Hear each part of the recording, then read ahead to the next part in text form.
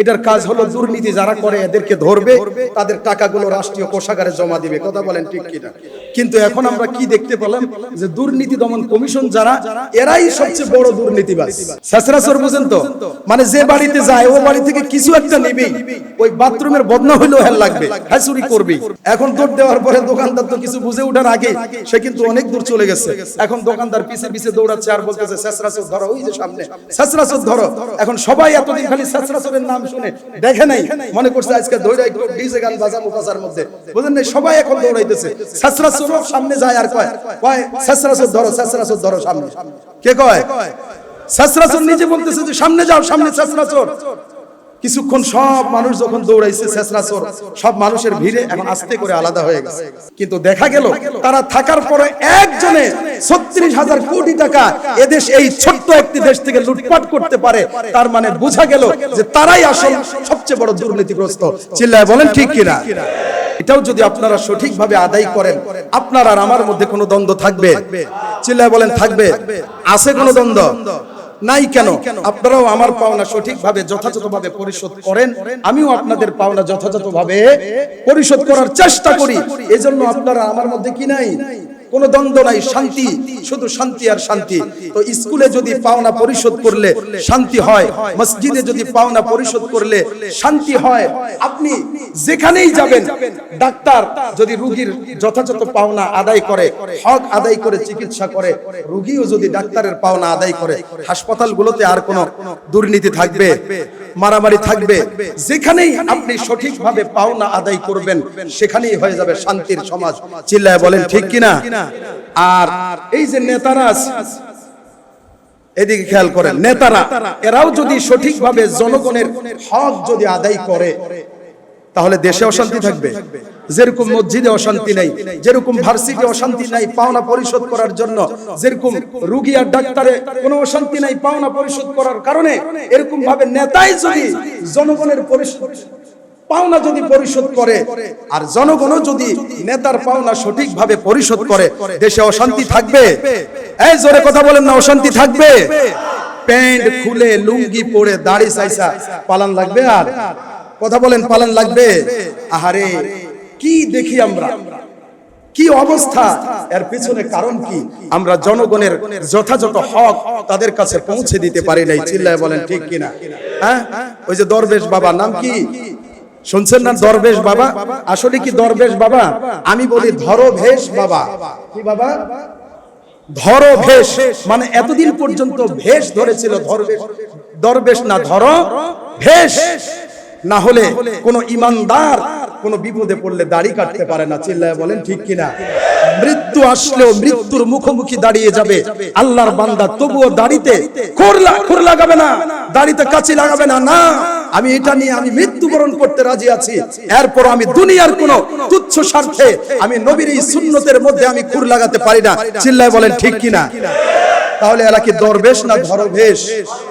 আহারে ধরবেশ। একজন দরবেশ যদি দরবেশের যে ৫ ওয়াক্ত নামাজ পড়তো, কাবা শরীফের ইমামের সাথে একসাথে বসে নাস্তা করতো, এরকম মানুষের অবস্থা যদি এরকম হয়, ৩৬,০০০ কোটি টাকা বাংলাদেশ থেকে গায়েব হয়ে গেছে। কথা বলেন ঠিক কিনা?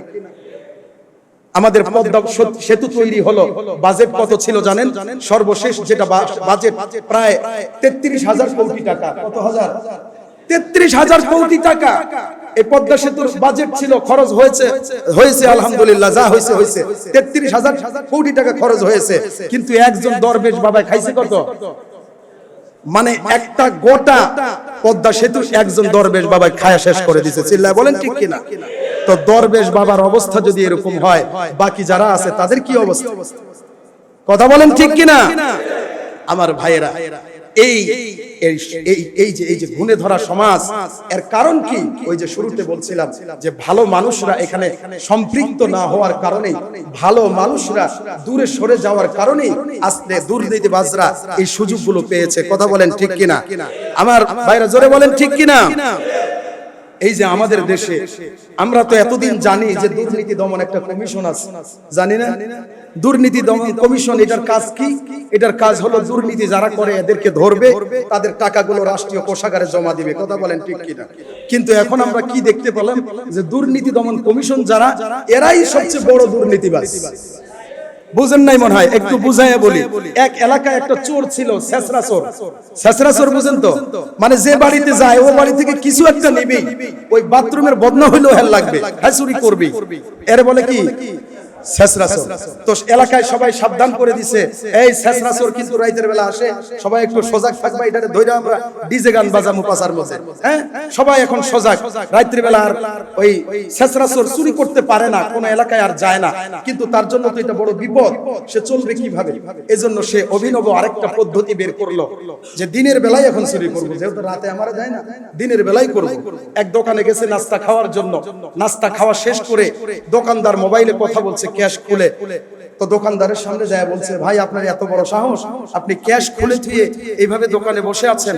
কেন, কি হয়েছে? ছেসরা চোর এসে তো আপনার টাকা সব নিয়ে যাবে। কে নিয়ে যাবে? ছেসরা চোর নিয়ে যাবে। দোকানদার বলছে, ছেসরা চোর টাকা নিয়ে যাবে মানে আমি তো এখানে বসা। আরে আপনি বসা থাকলে কি হয়েছে, তাও নিয়ে যাবে। কিভাবে নিয়ে যায়? আমি তো এখানে বসা। কিভাবে নিয়ে যাবে? আমি দেখাবো। দেখাও।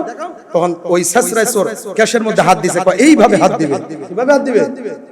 এইভাবে হাত দিবে। হাত দিয়ে মুঠ করে টাকাগুলো নিয়ে পকেটের মধ্যে নিয়ে দিবে।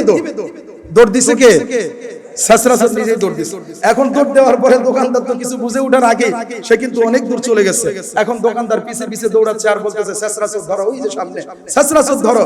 এখন সবাই এতদিন খালি ছেসরা চোরের নাম শুনে দেখে নাই, মনে করছে আজকে দৌড়া একটু ডিজে গান বাজাবো পাছার মধ্যে, বুঝেন না? সবাই এখন দৌড়াইতেছে। ছেসরা চোর সামনে যায় আর কয় ছেসরা চোর ধরো, ছেসরা চোর ধরো সামনে। কে কয়? ছেসরা চোর নিজে বলতেছে যে সামনে যাও, সামনে ছেসরা চোর। কিছুক্ষণ সব মানুষ যখন দৌড়াইছে, ছেসরা চোর সব মানুষের ভিড়ে এখন আস্তে করে আলাদা হয়ে গেছে। চোর ধরতে পারছে? কথা বলেন, চোর ধরা হয়েছে তো?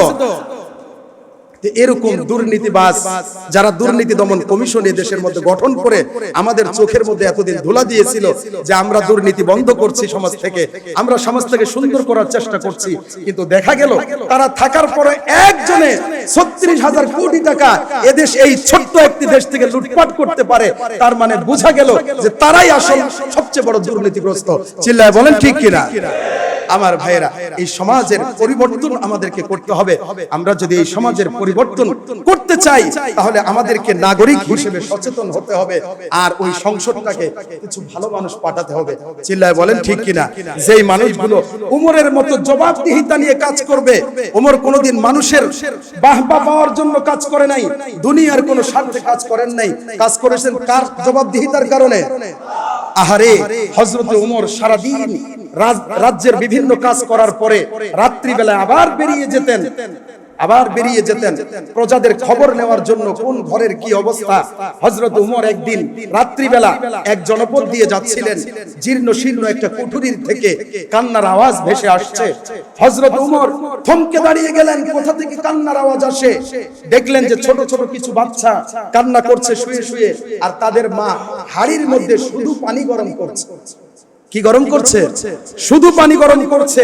পানি শুকায় যায়, আবার পানি দেয়, আবার পানি যখন টকবক টকবক করে আবার শুকায়, আবার পানি দেয়। বাচ্চারা ওইদিকে কান্নাকাটি করছে আর মা শুধু এটাই করছে। হযরত উমর চিন্তায় পড়ে গেলেন, কি রে মহিলা রান্না করে কি? পানি কি রান্না করা যায় নাকি? কথা বলেন, পানি রান্না করে মানুষ? হযরত উমর আস্তে আস্তে করে সামনে গিয়ে মহিলাকে সালাম দিয়ে জিজ্ঞেস করলেন, বোন, আমি অনেকক্ষণ পর্যন্ত একটা দৃশ্য দেখছি, তুমি কেন এরকম করছো? মহিলার সাথে সাথে ছলছল করে চোখের পানিগুলো ছেড়ে দিয়ে কাঁদছে আর বলছে, ও ভাই, আমার স্বামী মারা গেছে, অনেক দিন হয়েছে, আমি এক মহিলা মানুষ, আমি বাহিরে কাজকর্ম তেমন করতে পারি না, আমার এই সন্তানগুলোকে নিয়ে আমি অনেক কষ্টে আছি, খিদার যন্ত্রণায় তারা কাঁদছিল, আমি তাদেরকে সান্ত্বনা দিচ্ছি যে ভাত রান্না করছি, অপেক্ষা করো। অপেক্ষা করতে কাঁদতে কাঁদতে আমার সন্তানরা যখন ঘুমিয়ে যাবে তখন আমি চুলাটা বন্ধ করব। এই জন্য আমি চুলার মধ্যে শুধু পানি দিয়ে গরম করছিলাম। হযরত ওমর শরীর থরথর করে কাঁপা শুরু করলো। আমি রাষ্ট্রপ্রধান যেই দেশের, সেই দেশের একজন মহিলার যদি এই অবস্থা হয়, আমি আল্লাহর কাছে কি জবাব দিব? হযরত ওমর সাথে সাথে চলে গেলেন রাজ দরবারে, গিয়ে মহিলার জন্য বিভিন্ন খাবার প্যাকেট করলেন, করে এখন একজন কর্মচারীকে বলছে, এই এটা আমার মাথায় তুলে দাও।